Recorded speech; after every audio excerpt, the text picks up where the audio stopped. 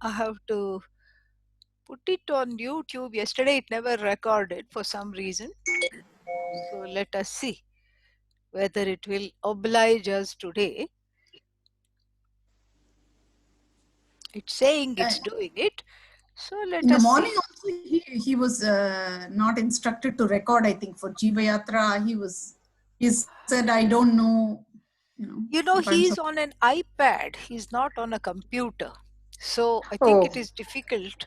I will talk to him today and see, maybe, have a little tutorial or something and see if we can do that. Uh, so let us see. Let us see what Yeah, he happens. gave a good introduction Yeah, today, yeah, Guruji. very nice, wonderful. he, Yeah, he talked very well. I yeah. mean, in He's spite a of his great teacher. Yeah, language. Yes, he's yes. a great teacher, and I know you will enjoy him. I knew that. So You're talking about Swami Swarananda, the Swami ji? You're sorry. talking about him? You're talking about Swami Yeah. Yeah. Some Oh, of the people here Aishwaryananda. Yeah. attended the class, and we are discussing that. Yeah, looks like there was a little more catching up to do. So now I think we are ready for our class. Thank you. mhm. Om Sahana Vavatu Sahanau Bhunaktu Sahaviryam Karavavahai Tejasvinavadhitamastu ma vidvishavahai. Om Shanti Shanti Shanti.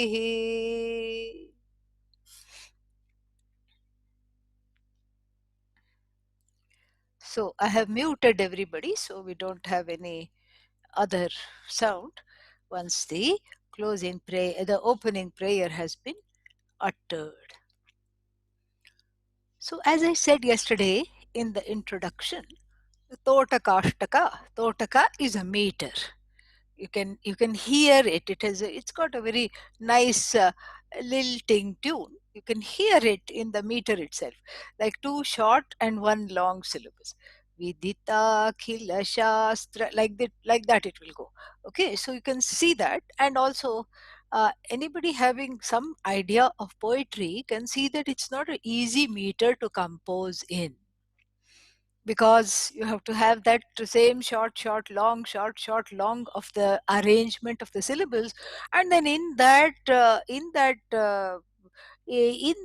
constriction you have to be able to say whatever you wanted.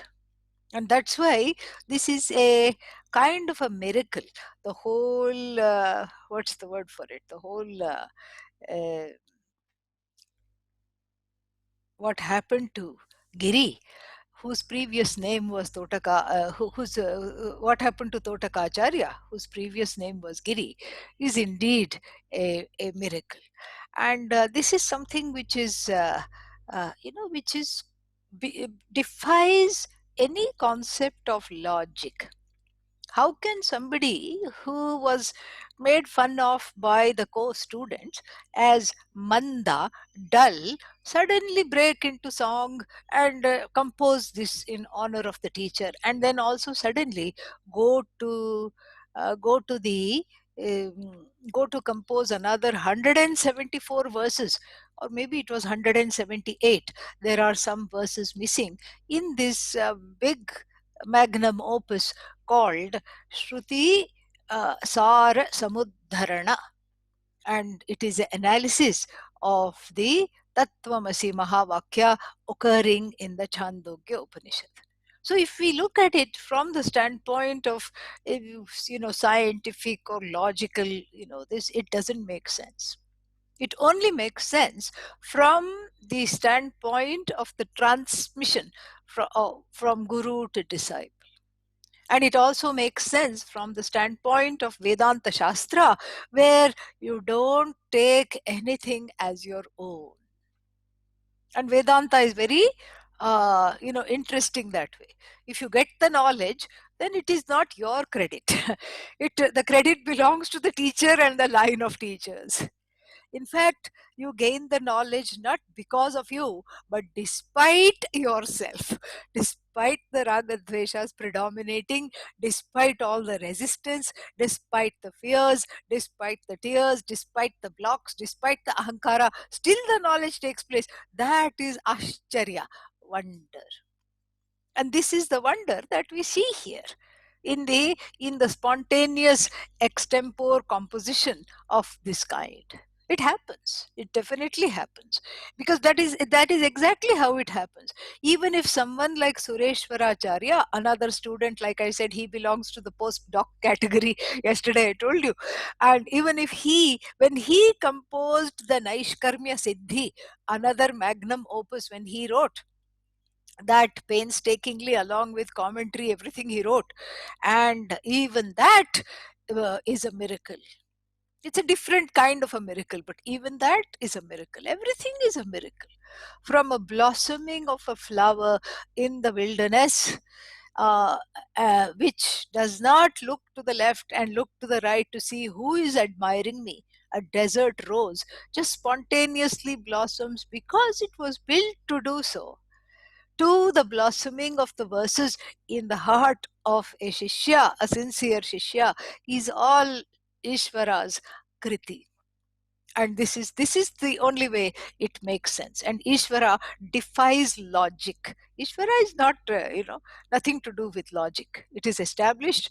The presence of Ishvara as oneself, as the truth of oneself, is what is established in the by the Vedas, by the Shruti.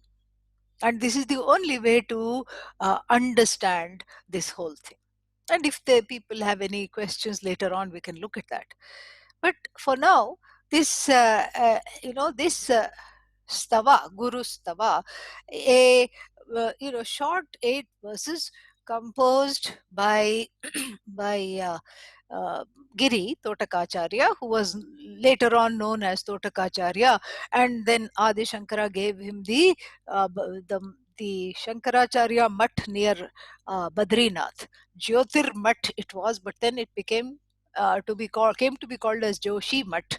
Even now it is still there, a seat of learning and in the north. And so this, even though it is composed in honor of the Guru, then we have to see what is the purpose of any kind of Guru Stotra. Who is benefited by this? The Guru is not benefited by some poetry written for the Guru. Because why? Guru is Vita Raga Bhaya Krodha. The Guru is beyond all these kinds of raga, dvesha, wanting this, wanting that. And anybody who wants their student and who has this desire that their students do this for them or compose something in their favor is not really according to the following our technical definition of Guru. And what is the technical definition of Guru in the Shastra? Mahavakya Upadesha Karta Guruhu. The one who unfolds the truth of oneself as Ishvara. That is what is Mahavakya. And Mahavakya are sentences like Tattvamasi, etc., occurring in the Upanishads. And then that is what the one who unfolds that is Guru. Even though the word Guru has made it into the English dictionary, we have various kinds of Gurus. We have cooking Guru, cha-cha-cha, ballroom dancing Guru. And then we have stock market Guru, life Guru, life coach, all these kinds of, dance Guru, music Guru, all these are there. And we still respect knowledge wherever it comes from. And that person is Guru, but still the word Guru technically is reserved for the one who is Mahavakya Upadesha Karta. The one who unfolds the truth of oneself as non-separate from the whole, as Ishvara. That is what is Guru. And then, so therefore, this is the Guru is not benefited. by any kind of composition.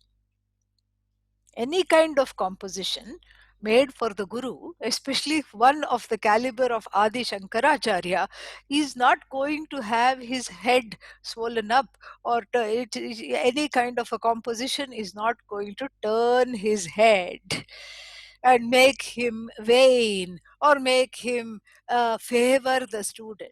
So it is not favoring the Guru, and it's not favoring the student either, because the student himself, as we learn from the story, was surprised at the composition. So it was not some kind of a premeditated apple polishing kind of composition that I will get some extra marks because there is no examination where Vedanta is concerned other than a self enquiry and a self examination.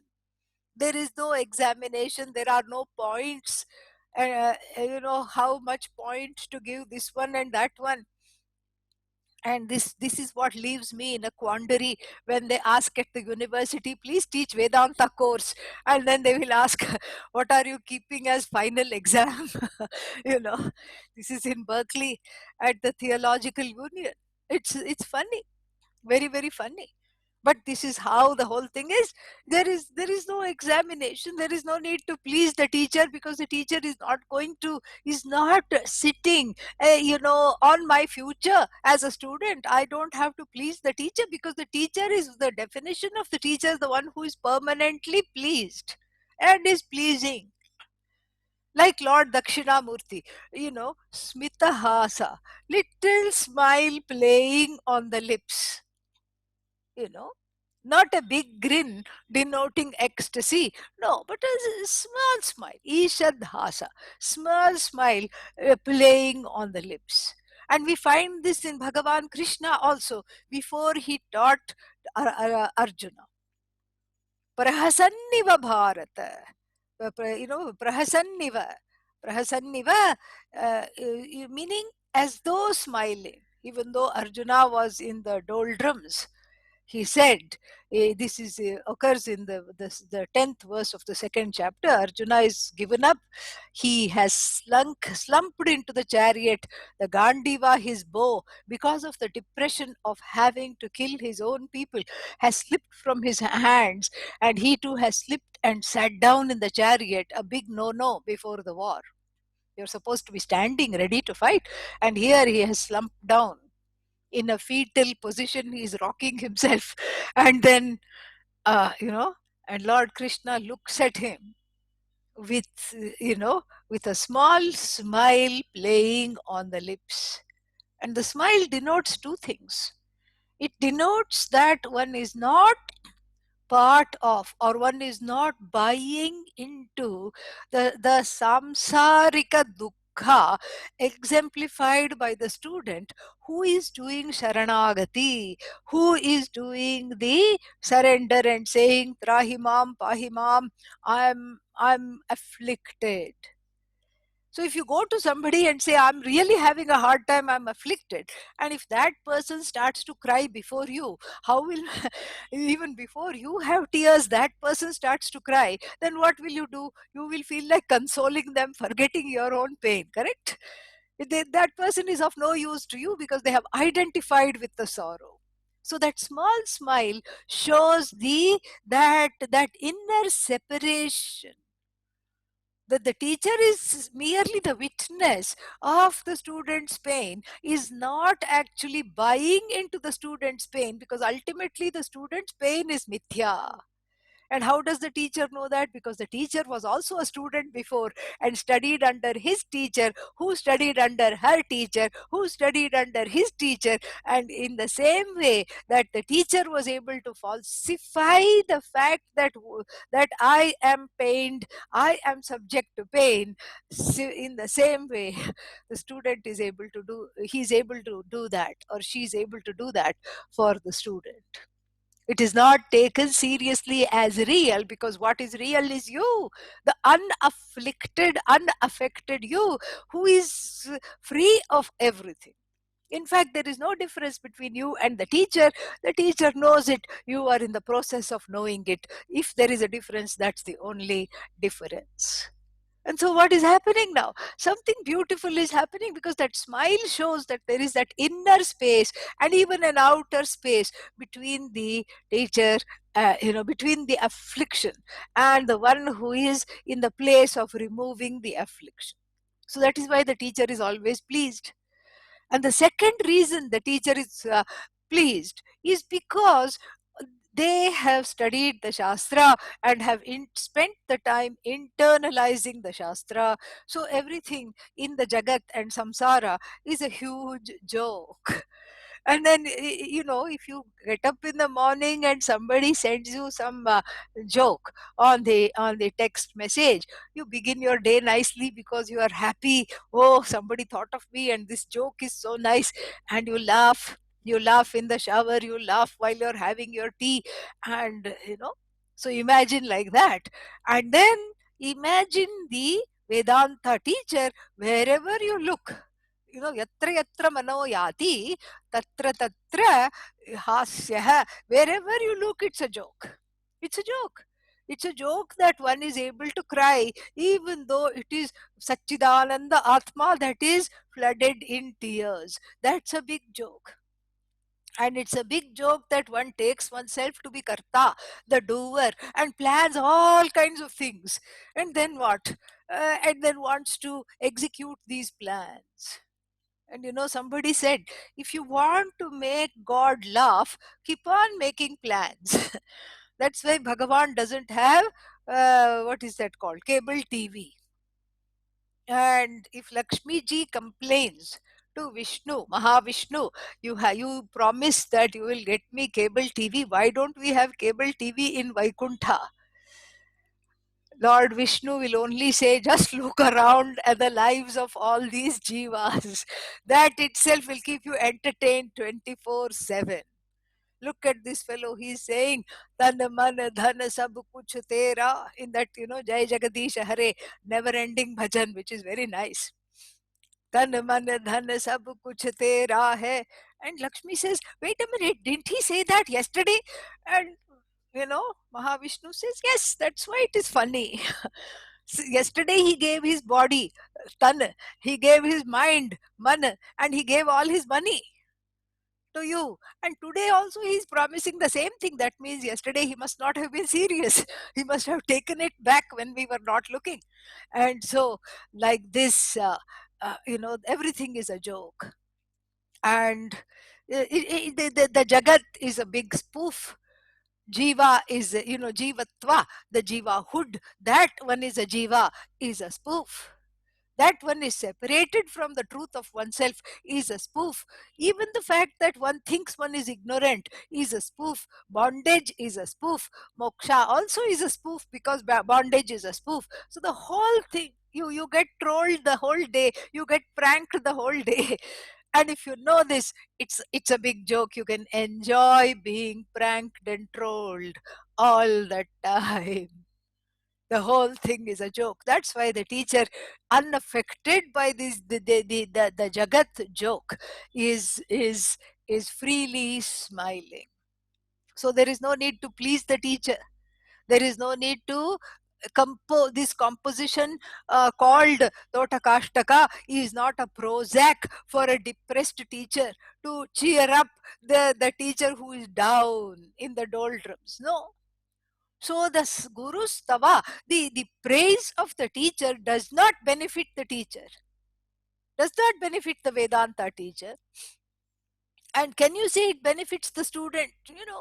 Probably not, because again, because it doesn't benefit the teacher, it is not benefiting the student directly, in the sense that the student is going to get more validation, more kudos, and the teacher is going to give better marks. Again, as I said, there is no examination, and the student has gone willingly to the teacher for instruction, so there is no need to please the teacher. So the student, of course, benefits indirectly. Through what? Through the removal of raga dveshas, which is what this kind of a stava has the effect. It has the effect of bringing to the fore shraddha. One's own shraddha is brought out when one writes things for the teacher. It is just amazing. One's own Shraddha is manifest up front and center. And Shraddha, again, we'll have to have a long discussion about that. But for the time being, devotion, reverence, and then composing something like this is very funny, because in a way, in another reason why such a composition is redundant is because no matter how much you praise the teacher, uh, it makes no difference. Why? The teacher, praising the teacher is praising the knowledge of the Upanishads, the knowledge of oneness, the knowledge that everything is non-dually one. That knowledge, that vision of Vedanta is what is being praised when the Guru is being praised. Why is it so?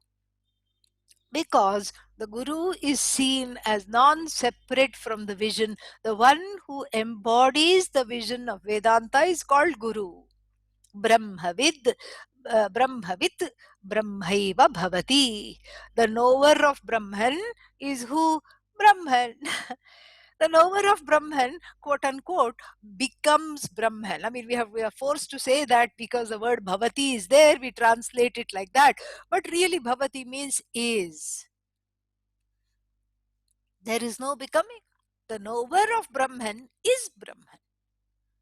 And so the words of such kinds of Guru Stavas benefit most of all the sadhakas of Vedanta. They benefit other students of Vedanta. I mean, that benefit is something which is beautiful to see.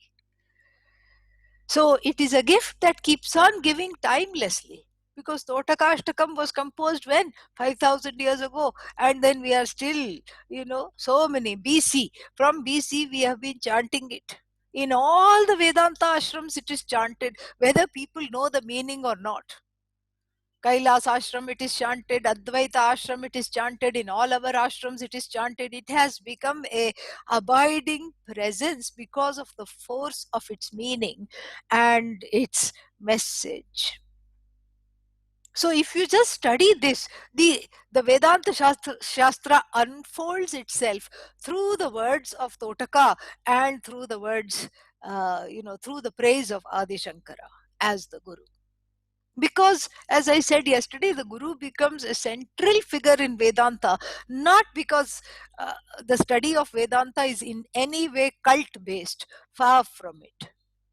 Here the personality of Adi Shankara is not being praised. It is the personage, which is Purusha. How many Purushas are there? One. Ekameva Advitiyaha Purushaha Ekameva. Only one Purusha. Ekaha. Ekaha means one. One Purusha. And that which is the truth of the sun, says the Taittiriya Upanishad. When you see the sun, what are you seeing? You're seeing, you can't even see properly, but when you look at the sun, when you try to look at the sun, you see this orb of golden light piercing the eyes. You have to quickly look away. You can't look directly at all. You see this piercing orb of light, and then you say, OMG, this ball of light is making me see everything, because in the presence of light alone, the eyes shine. Because when it is pitch dark, the eyes don't function. You may have 20/20 vision, but still, even to see at night, you need some source of light. Unless, of course, you're a cat whose eyes are slightly different. But otherwise, if you're a human being, you need a source of light. And what is this source of light? You say sun. That's why you give arghya to the sun. But the Upanishad goes even beyond that. Chakshushaschakshuhu. So my eyes are lit up by the sun. Yes. But are you seeing the whole picture in this? Well, is there something more to see? Yes, there is something more to see. Is the sun cognizing your presence because of its light? Or are you cognizing the light of the sun? Of course, I am cognizing the sun. The sun is an object. I am the subject. And, you know, and then if the sun is the object, I am the subject, the light of the sun is nothing compared to that light of knowledge that is cognizing the sun. This is so beautiful. So I am Jyotisham Jyotihi, the light of all lights, that incidentally says, this is the sun that blesses the eyes to see everything. So the sun may bless the eyes as a means of knowing, as a pramana, as a means of knowledge, but I bless the sun to exist. I have named the sun as Surya, Mitra, all these names, Arka, all these are synonyms for the sun. Divakara, Bhaskara, all these things are names for the sun. I have named the sun. The sun doesn't name me. So that which I recognize in the sun, and that which I recognize in myself, recognizing the sun, Saya Ekaha, Saya Evam Vit. This is Taittiriya Upanishad. Yaschasa Aditya, that which you recognize in the sun, that light which you recognize in the sun, and first you give thanks to the sun, you pray to Bhagavan for giving the sun, you pray, you invoke Bhagavan in the sun, and then you say, well, it is, that light which recognizes the sun is myself alone. So you begin with actually a morning nididhyasana, a contemplation. And so here also the teacher is non-separate from the knowledge, and that knowledge is that everything is one. We had a little mini demonstration of how you are one with the whole. Just a morning routine that is there in all of India. Now nobody, unless you're in the rural area, they don't go to the body of water and offer arghya. Now even if one lives in a crowded city, you face the east and you just do this in the morning. That is what, it's a very beautiful enacted Vedanta lesson which is there in the culture. Very beautiful. I think we can adopt it as the morning practice. It will change the life drastically. Just it takes one second to do it, 2 seconds. But it's an important practice to recognize the sun as the ruler of bringing everything to light. But what about the eye that brings the sun to light? It is very, very beautiful. And so the guru is the knowledge. And we have, that's why a very healthy literature of Guru Stava. We have Guru Stotram, Akhanda Mandalakaram, that goes like that. And then we have Guru Paduka Stotram, also attributed to some Shankaracharya, attributed to Adi Shankara, but some Shankaracharya must have composed. And then we have Guru Ashtakam, Gurvashtakam. And then we have, in the Puranas, we have Guru Gita, from which this Guru Stotram has been adopted. And then we have this Toṭakāṣṭakam.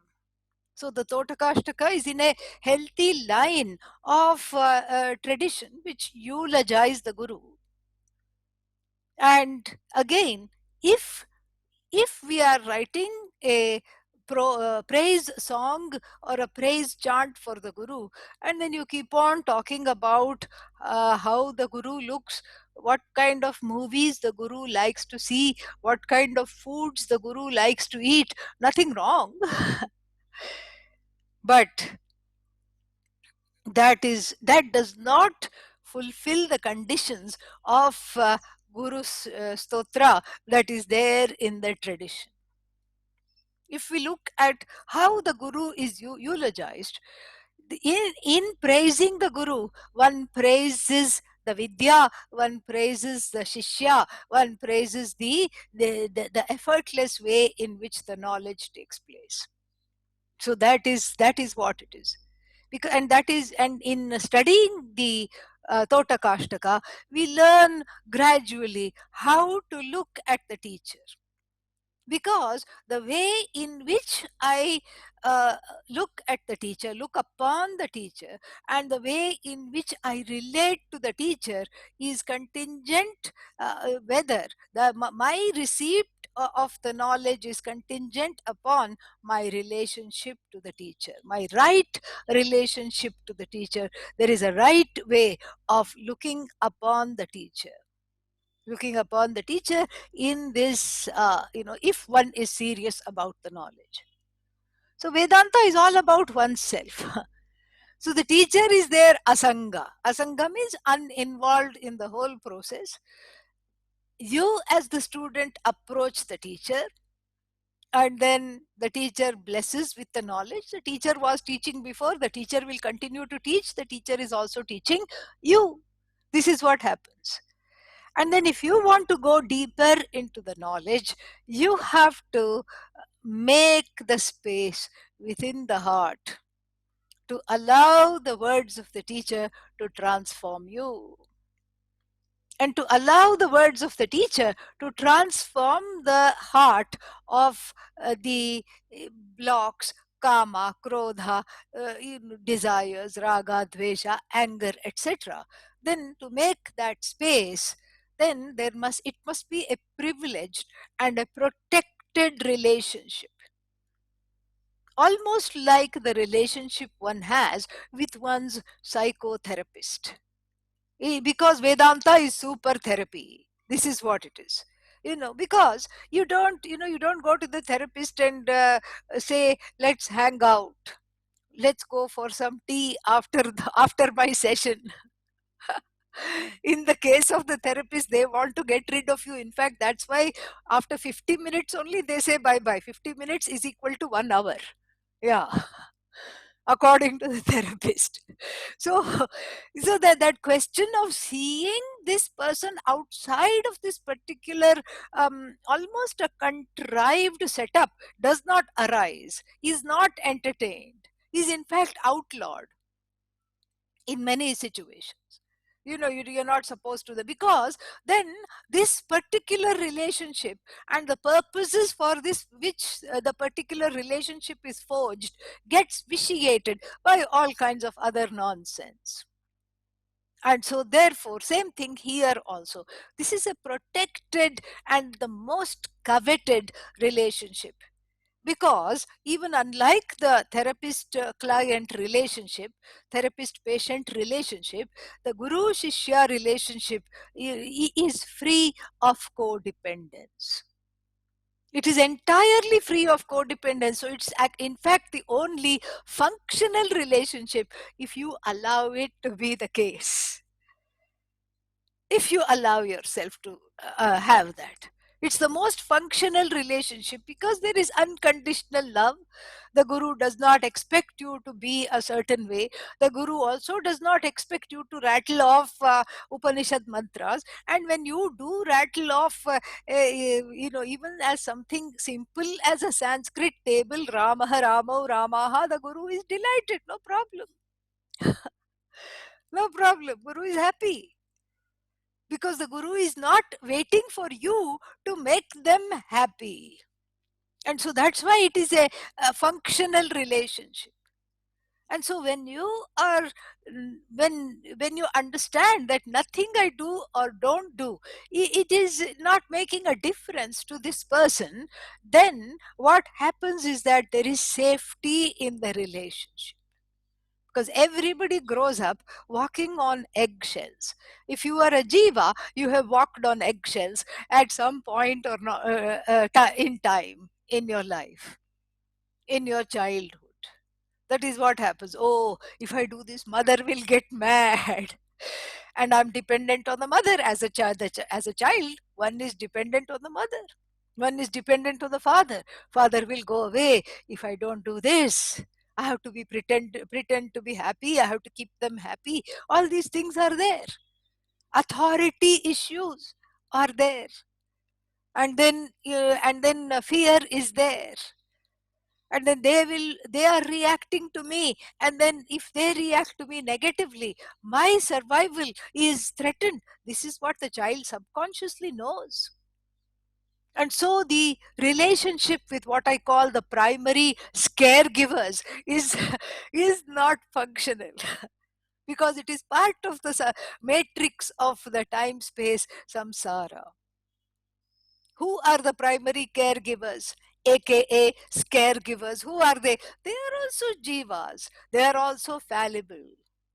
They also come from a line of parentage. They were also not perhaps parented properly, and then whatever they know, they pass on. And sometimes, even though they know a lot, it is not enough. It is not the right way. It is not the right kind.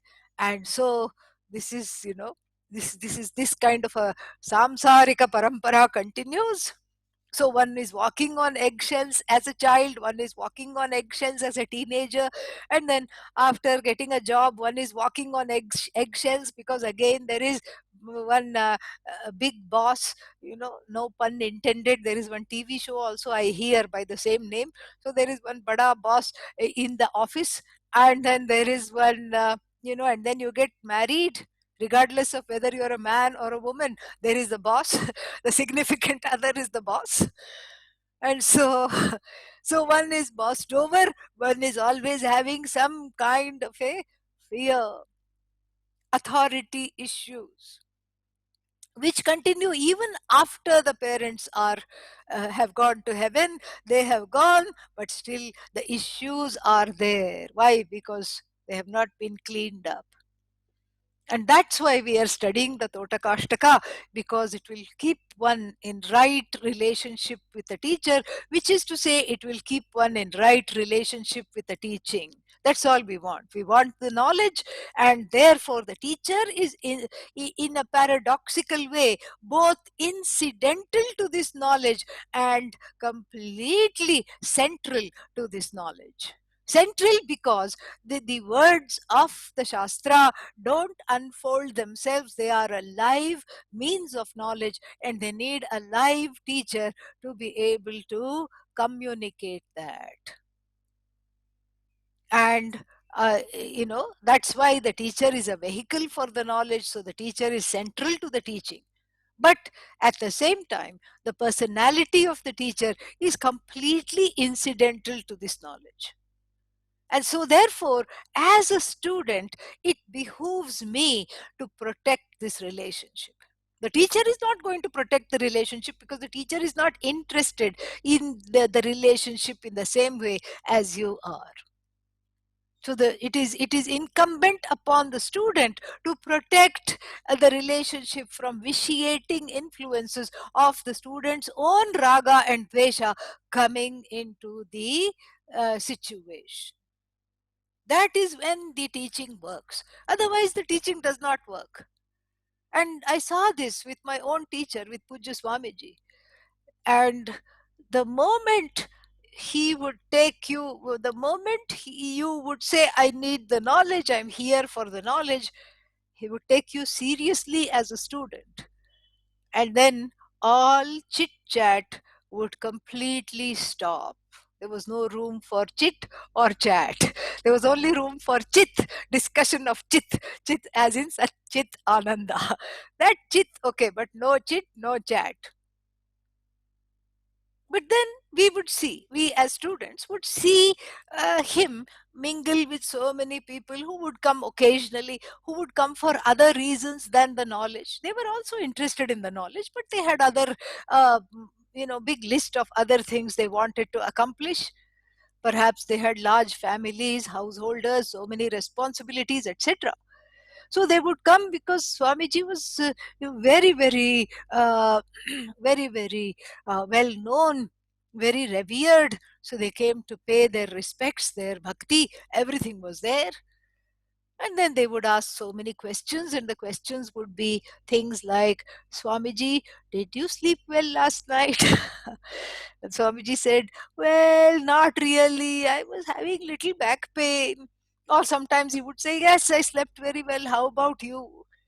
And then the children would come. Swamiji, do you like apple or do you like grapes? They would ask, what do you like? And then he would just indulge them, because he was Daya Murti. He was the incarnation of compassion. He just gave people whatever he wanted. But then, if any of us who were interested in this knowledge and would say something like, Swamiji, how did you sleep last night? That we couldn't even imagine asking such a question, because it was time with Swamiji was Pujya Swamiji was precious, and so it had to be utilized properly. And neither there is no space for these kinds of what is that, chit and chat, because it's a waste of time. On the empirical level, on the vyavaharika level, any kind of this kind of a vyavaharika relationship with a teacher is a waste of time. And then on the paramarthika level, on the absolute level, of course it's a total waste of time, because how much ever I spend time in vyavaharika, that means that less time I'm having to be with the truth of myself, and to be in the presence of the teacher and allow myself to see how the teacher leads this knowledge. So this is what the whole thing was.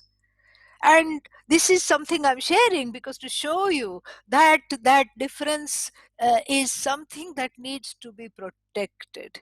Even though in the immediate realm one might feel upekshita. Upekshita means neglected. Oh, the teacher is smiling and talking to somebody else but not to me.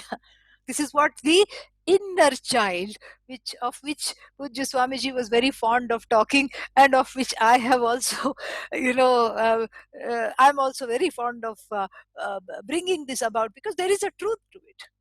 There is a split in the ahankara. One part of it is grown up and asking for knowledge, and the other part is reveling in its pain and sorrows and hoping for another mummy or daddy in the teacher, looking for a mummy or daddy to give a pacifier. So one part of the ahankara wants to be taken care of. Hush, Shabai, hush. Take it taken care of. Hold me, take care of me. I have come from an abused life. I have had no love in my life, and please help me and take care of me, make me secure, burp me after I have eaten, let me burp up the raga dveshas on your shoulder. This is what the child wants. Yeah, satyamidam. Which child? Not your child, inner child. There is a part that's why the salvific religions are doing very well and have done very well in the history of the world. Religions that appoint themselves as a savior, what should I say, probe and prick at this wound of not being taken care of. But that is mithya. That is not the reality. Even the person who says, I had only two pieces of cloth, one was hanging on the tree and one was covering my body. I studied under the street light. Even that person, two pieces of cloth given by Bhagavan, street light given by Bhagavan, desire to study given by Bhagavan.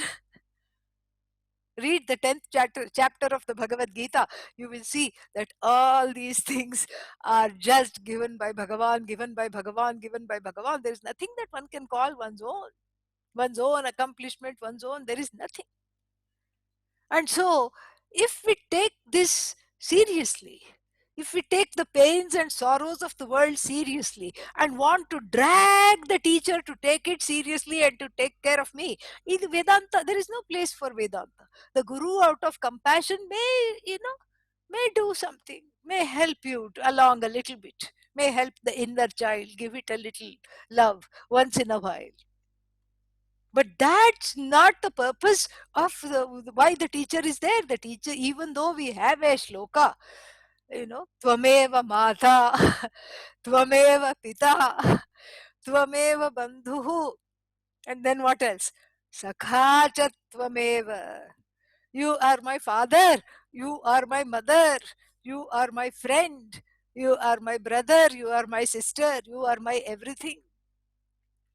That is on the level of bhavana. Bhavana means that is where my, that shows a complete surrender. I'm not relying on any other source than you. That is the bhavana. That is the emotion behind that. That is the attitude. Bhavana means attitude. An emotional attitude behind those words. Nowhere in the Guru Stotra it says you have to convert the Guru into your mummy and become a demanding child. No. You have to convert the Guru into a daddy. No. It happens. Even if you don't want it, it happens. But one has to be vigilant for that transference to not to not outlast the knowledge, the transmission of the knowledge. The transference comes, the transference goes, you recognize it, you clean it up, and then you be in the correct relationship with the teacher. And this Guru Stava shows how to do that. Because the desire to be saved by the teacher assumes that one needs to be saved. That is not our tradition. We say you are already saved. You are mukta. Nitya Shuddha Buddha Mukta Atma, Adi Shankara's words in the Bhashya to Kathopanishad. The Atma is already Nitya Shuddha Mukta and fully free. It is not Baddha. It is not, you are not bound. You don't have anything here to cry about. And so therefore the Guru is not doing any saving, even though there are verses that says, take me out, uddharamam atidhinam balahinam uddhara, lift me up. All these songs may be there and chants may be there, but that is again an emotional attitude of reverence, giving the teacher credit for taking me out of the samsara panka. Panka means sludge, the sludge of samsara. I'm giving the teacher the credit. But here, the nature of one is already free, and one is only notionally bound. Notionally bound means what? So the ocean of bondage that one thinks one is experiencing is actually just the notion of bondage. There is no bondage. And that is what needs to be seen. And that is where the whole thing is. That is where the beauty of it is. So even though there is a desire to hang out with the Guru, even though there is a desire to just, uh, you know, talk to the Guru as one would talk to a friend, and the Guru may oblige because the Guru sees that's where you are at, but still, if you want Vedanta to take place, this relationship has to be transformed through an inner revolution of wanting the knowledge. And in this flawless 8 verses, we see this possibility in Toṭakācārya's eulogy. We see this possibility. We see this wonderful possibility of how the student has forged a functional relationship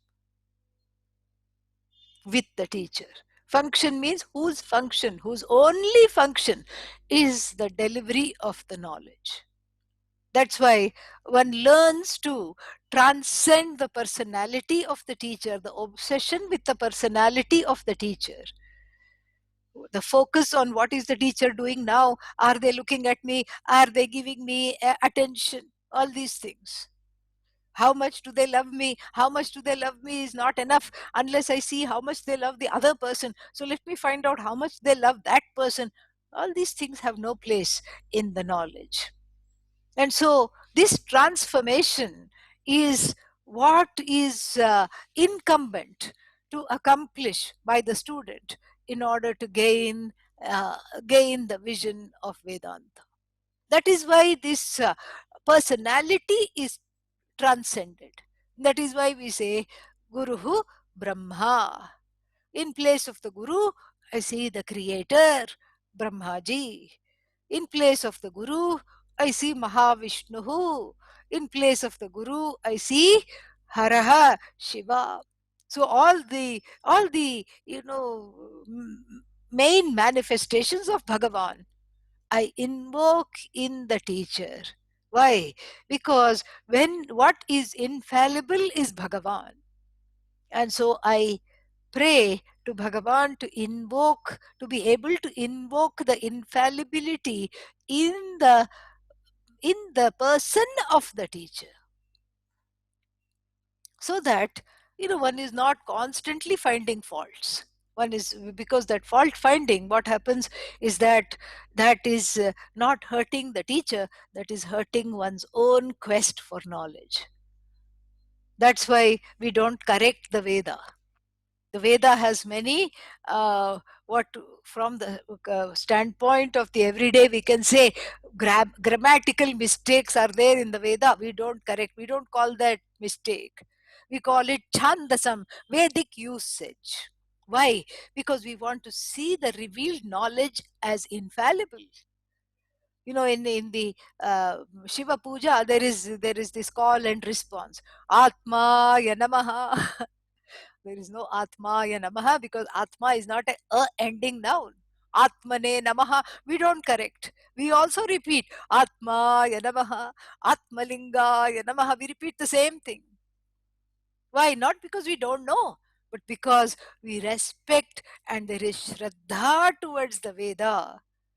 And that reverence and the ability to see something as free of fallacies is needed, because then only the knowledge becomes infallible, and the teacher who is non-separate from knowledge, also that same infallibility has to be invoked, and the ability to transcend the personality of the teacher and invoke the infallibility is called Shraddha.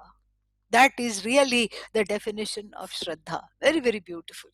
And so we will see how this Shraddha operates. We will see what the Guru's presence in one's life does for the person, and we will see that beautifully. Let us chant the first verse, and even though you are muted, it doesn't matter, don't turn the voice on, because then it won't be synchronous because of some problem with Zoom. And so let it be muted, and then you just chant after me. Each line I will chant 2 times. विदिताखिलशास्त्रसुधा जलधे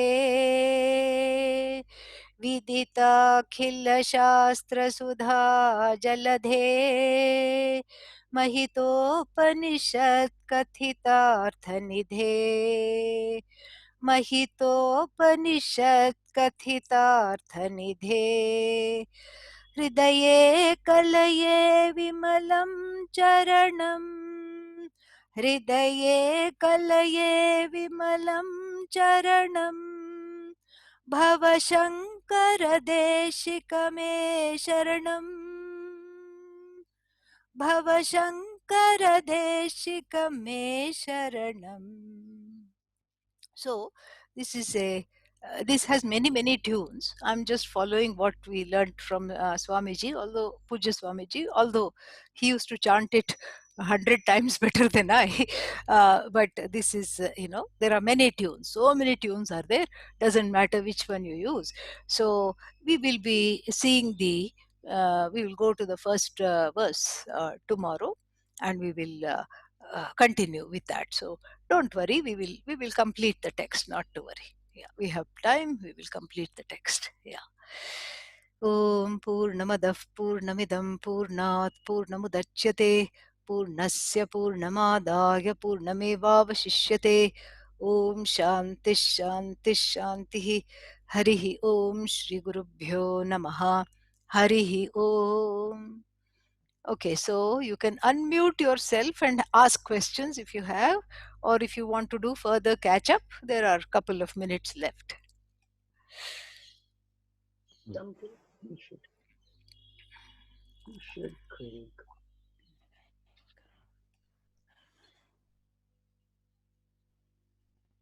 Any questions? Swamiji, I had a question. Yes. So, Swamiji, I was just wondering, in the spiritual field, in the spiritual knowledge, how does one determine whether, I mean, this is in context of this particular stotra where there is an allegation given that Giri's student was not all that intelligent or smart or was not as smart as the students. So in the spiritual context, in the Vedantic context, how do you make that determination? And how do you know that? Because to me, everybody is still a student. Everybody is seeking. Everybody is going at a different pace. So I was just a little bit, I was not sure about that. I couldn't hear all of it. You went in and out. So can you just say the question in one sentence? Please. Oh, sure. I'm trying to, how do you know whether where the student is from how do you know where the student is from a Vedantic perspective as far as his spiritual growth is concerned? Well, it is evident. It is evident to the student. It is evident to the teacher. It is evident. I don't know how, but it is evident. It is there. And you see, we are studying in the Bodhasara Jnani Lakshana. So the Lakshana of the Jnani, we are studying. We have done so many sections on that. And then the Lakshana of the Jnani, the one who has no ignorance, self-ignorance, becomes the what is that called? Becomes the practice, abhyasa, for the one who is one, for the jnani wannabe. So the jnani wannabe behaves just like the jnani. This is the famous fake it and make it of Pujya Swamiji, but really there is no faking here at all. There is, because that is your nature. That is your nature. You yourself know when you are serious about the knowledge, when there is a growth spurt, you are the witness of that. This is understood not through inference but through what is called sakshi pratyaksha. There is a kind of an inner witnessing. Oh, by this time I should have reacted, but I haven't reacted. Yeah, something is happening. By this time I should have thrown the towel and walked out, but I haven't walked out. I'm still calm. I'm still there. Yes, there is an inner tsunami, but it is not becoming an outer tsunami. I'm able to witness it. I'm able to take care of it. So all these are signs of spiritual and emotional growth. One is a witness to that. One sees that. Yeah. Any other question? Catching up, Swamiji. The Portland, there were so much disturbances. I was concerned whether you are affected, your area. I am in Bharat, so I'm okay. Oh, right now you are in Bharat? Uh-huh. Oh, Yeah. very. So far, so good. And even, thank you for asking, because even the people in Eugene are all right. Thank you. Yeah, ashram people, ashram, everything is okay. So, where in Bharat are you right now? It doesn't matter. Okay, Bharat. Yeah. In keeping with what we have studied today, I will have to answer, it doesn't matter. Even the word Bharat I used because I saw the concern in your voice and to assuage the concern. But it doesn't matter. I'm right in your living room. If you ask the question, where are you? That's the correct answer. I'm in your living room. I'm in your bedroom. Wherever you're listening to me, I'm right there. Yep, you are present in living.